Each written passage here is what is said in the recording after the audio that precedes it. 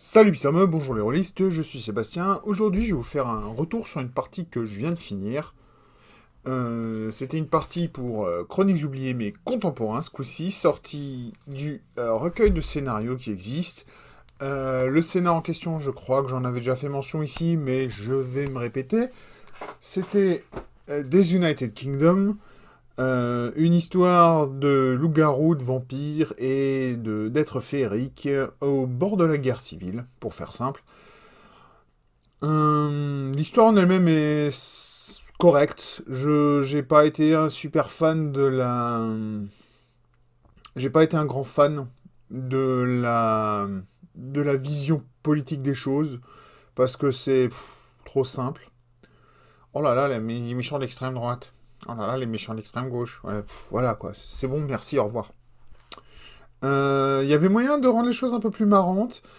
Surtout avec les motivations des vrais méchants, si on veut faire déraper le scénar en une campagne, parce que c'est tout à fait possible, ils donnent suffisamment de matériel pour en faire une campagne. Donc de ce côté-là, moi je la trouve très bien de ce côté-là, ce scénar. Mais il va falloir un peu retravailler certaines motivations si vous voulez donner un peu plus de profondeur au-delà du méchant manichéen, quoi.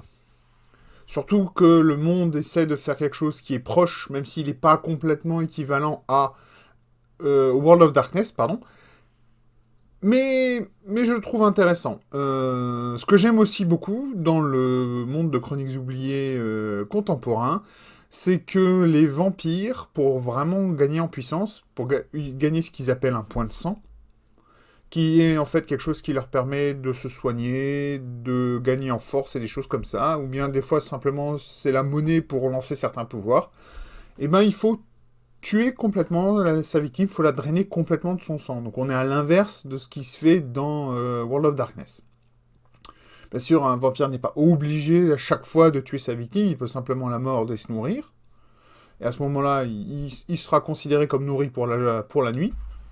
Mais voilà, ça va. S'il veut gagner des points de pouvoir, le vampire, il va devoir laisser des cadavres derrière lui. Ce qui peut être très intéressant pour le MJ, parce que ça veut dire que vous allez pouvoir mettre la pression à vos joueurs de ce côté-là. Vu que les vampires sont complètement pétés, parce qu'en gros, déjà, un vampire peut pas mourir. On retrouve un peu les notions des vampires classiques, des vampires gothiques.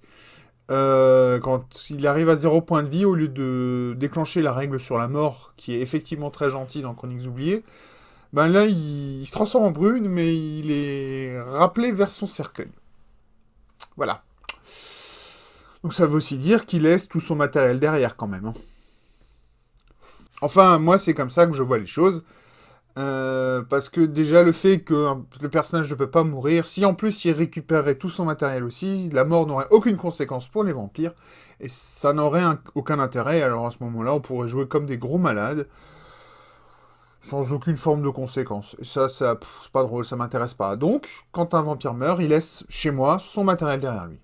Voilà. Les loups-garous. Les loups-garous, ils sont hyper proches de ce que fait White Wolf, donc des garous du World of Darkness. C'est des clans. Alors, ce que j'ai trouvé très intéressant, c'est que, un peu à l'instar des vampires, les loups-garous, eux, n'ont pas de points de sang, mais ils ont des points de rage.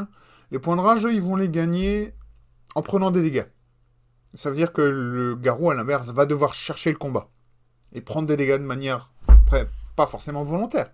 Mais il va devoir prendre des dégâts pour commencer à pouvoir débloquer ses pouvoirs. Et ça, je trouve ça très intéressant. La transformation de nuit coûte un point de rage. De jour, elle en coûte 2. Et il y a une forme. Le premier niveau de la voix du loup-garou, ça va être la forme de loup. Le deuxième rang de la voix du loup-garou, ça va être la forme hybride. J'ai pas vu plus loin parce que mes joueurs étaient niveau 2. Donc voilà. D'ailleurs, note à ce sujet-là, j'avais 4 joueurs qui bon, ont eu des petits soucis avec l'investigation, mais je veux préciser ça aussi tout de suite pour les MJ qui intéresseraient ce scénario. Euh, c'est une enquête qui est relativement dure parce que il n'y a pas beaucoup d'infos. et les gens qui ont les infos ne vont pas les lâcher comme ça. Parce que la situation est très tendue. Donc, il va falloir soit décider de donner des infos en dehors des jets de dés, parce qu'il va falloir débloquer les choses, ou bien avoir recours au classique et souvent éculé Deus Ex Machina, donc faire venir quelqu'un pour donner l'info et disparaître. C'est complètement débile, à mon avis. J'ai dû avoir recours à ça, mais c'était pas pour l'enquête, c'était pour éviter un TPK, donc un total party kill, parce que dans mon équipe, j'avais fait des persos très tirés avec la méthode des modificateurs, donc ça veut dire la somme de tous les modificateurs des personnages créés devait pas dépasser 6, et dans l'ensemble, ça fait des personnages plutôt faibles, sachant que le scénar est conseillé pour des joueurs de niveau 2. Mais il y a deux moments en particulier, enfin il n'y a que deux combats de toute façon dans le scénar, mais dans ces deux combats, il y a des éléments qui sont... Le premier, c'est ils vont se faire prendre par surprise, sauf s'ils sont suffisamment paranoïaques pour demander au MJ certaines questions précisément. S'ils ne demandent pas ces questions, ils vont se faire choper par surprise avec des gens qui ont du matériel lourd, ils sont préparés et ils sont dangereux. En 2 attaques, ils ont failli me mettre par terre quelqu'un dans l'équipe. Bon, ça n'a pas aidé aussi que la moitié des gens qui étaient dans la voiture sont des intellectuels, parce que j'avais généré pour les loups-garous, les vampires et les êtres féeriques, j'avais créé 2 persos à chaque fois, un physique, un mental. Manque de peau, j'ai eu sur les... J'avais 4 joueurs, j'ai eu un vampire physique, un loup-garou intellectuel, oui, oui, un être féerique intellectuel et un autre un être féerique d'action, mais le problème c'est qu'il y en a qu'un qui était équipé sur ces 2 personnages d'action, et donc quand ils se sont fait prendre le pantalon sur les chevilles, ben ça s'est très mal passé. Puis en plus les dés n'étaient pas de leur côté, mais là moi j'y peux rien. Donc voilà. Au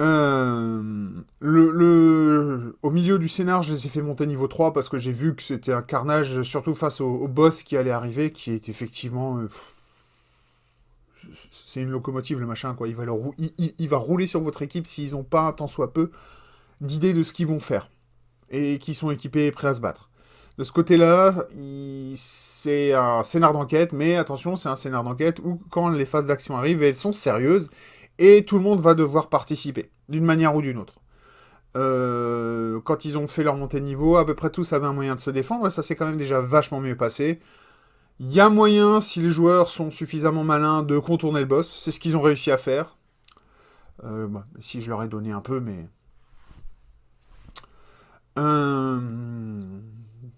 Après tout, c'était sur un jet de perception passif, donc c'est moi qui ai fait le jet de dés. Donc voilà. En soi, le scénar est sympatoche. C'est une ouverture pour une campagne qui peut être longue ou courte, comme vous voulez. Donc ça vaut le coup. Si vous voulez faire un monde contemporain avec des vampires, des loups-garous et des êtres féeriques, ben c'est intéressant aussi, puisque COC a des règles un peu spéciales pour chacun des trois, et c'est vraiment très intéressant à jouer, moi je trouve, donc j'ai trouvé ça très fun. Ma prochaine idée, ça va probablement être de faire un autre scénar du bouquin que je vous ai présenté juste avant, du recueil de scénarios de Chroniques oubliées contemporains. Ce sera le scénar Aurore boréale. Et pour faire simple, c'est un scénar de super-héros qui vont aller casser des super-nazis. C'est très manichéen aussi, mais là, au moins, c'est du super-héros, donc on peut l'assumer complètement. Il n'y a pas cette teinte côté World of Darkness, là, c'est du comics, hein, on y va. Les gentils sont les gentils, et ils vont casser la gueule des méchants. Voilà. Et ça a l'air très très drôle, même si de ce que j'ai vu, de nouveau, les combats ont l'air quand même assez costauds dans ce système. J'ai pas fait beaucoup de combats encore dans Chroniques oubliées, que ce soit fantasy ou contemporain. Mais bon, la différence, c'est qu'on va faire des super-héros. Ils vont faire des super-héros, donc ça va être des personnages qui vont être faits pour le combat, d'une manière ou d'une autre. À la différence du scénar que je viens de faire. Donc voilà. C'était un petit retour sur mon premier scénario en tant qu'MJ depuis 2 ans et demi, 3 ans. Vraiment sérieux. Bon, forcément, c'était pas génial. Hein. Je suis en train de le refaire, ce scénario, avec une table IRL. Ils sont que 2 joueurs. Et ça m'a permis de... La première expérience m'a permis de corriger 2-3 trucs. Ils avancent plus vite, grâce à ça. Et je vais voir ce que ça va donner au moment des combats, mais... Bon, comme il y a une brute qui est bien équipée dans l'équipe, et qu'ils ont, comme l'équipe précédente, un NPC qui les suit constamment, qui est un flic, même si c'est un flic anglais, j'ai décidé de l'armer comme un flic américain. Donc ça veut dire arme de service, forcément, et dans le cruiser, dans leur bagnole, un fusil à pompe. Chose que normalement les policiers anglais n'ont pas. Et même une arme de service, ça commence à se faire rare selon les endroits. Les Anglais sont dingues comme ça. Donc voilà. Sur ce, je clôt mon retour. Si vous avez des questions sur le système, sur le scénar, je vais essayer de pas trop spoiler ici, parce que l'idée c'est de vous donner envie d'y jouer, c'est pas de vous raconter l'histoire. Si vous voulez discuter de quoi que ce soit d'autre, sur des questions comment j'ai fait niveau MJ, et ben n'hésitez pas à les poser, juste là-dessous. Moi, ce qui m'intéresse, c'est ça, c'est de discuter, c'est d'engager, donc n'hésitez pas. Si la question est suffisamment complexe, j'en ferai peut-être même une vidéo. Qui sait. Donc voilà. Merci de votre attention. Et en attendant la prochaine vidéo qui sera je ne sais quand, et enfin si, qui sera forcément un samedi ou un mercredi. Et sur quel sujet par contre, ça je ne sais pas encore, puisque je ne sais pas dans quel ordre les vidéos arrivent. Ça change très souvent. Je vous dis à la prochaine vidéo, et en attendant, peace ball.